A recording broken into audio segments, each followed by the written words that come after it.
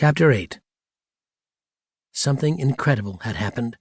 For a long time the professor and the boys knelt motionless on the damp grass, but finally, one by one, they pulled themselves to their feet. Johnny looked up at the sky where no comets burned. He looked at the dark house that was lost in the shadows of night. Had they all been dreaming? How could burning comets vanish? How could an invisible wall keep them out of their house? Clutching his arms to his sides, he shuddered and closed his eyes. When he opened them, he saw the professor brushing grass off his pants.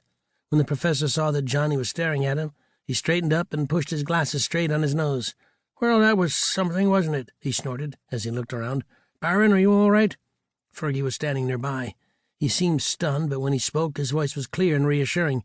"I guess so, Prof," he said as he ran his hands over his arms. "No bones broken, but...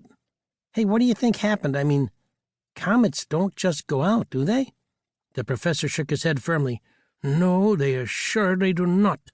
You can be sure that astronomers all over the world will be having a field day with this one. But come, gentlemen, let us see if we can get into our house." Stepping forward, the professor groped with his hands, but he felt nothing but air. Beckoning to the boys, he led the way up the walk to the wide pillared porch.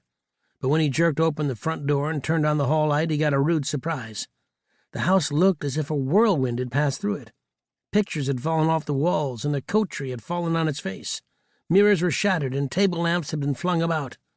The professor stalked from room to room with the boys close behind him, and they all stared in disbelief at the mess in every part of the house. "Lord preserve us," sighed the professor, as he paused to catch his breath. "I'll bet the creep who did this has a red beefy face and a waxed mustache. Boys, will you come with me to the tower room?" Johnny and Fergie glanced quickly at each other. They felt scared, but they also felt angry and determined. "We're with you, Prof," said Fergie loudly. "Lead on." Without another word, the professor led the way up the main staircase, along the upstairs hall, and up the narrow, creaky flight of steps that mounted to the tower room. The three of them paused for a long time outside the stout panel door, but at last the professor summoned up his courage and stepped forward. Shoving the door open, he groped for the light switch and flipped it on. After a brief hesitation, the boys followed the professor inside, and they glanced curiously around at the ugly, deserted room. All was still.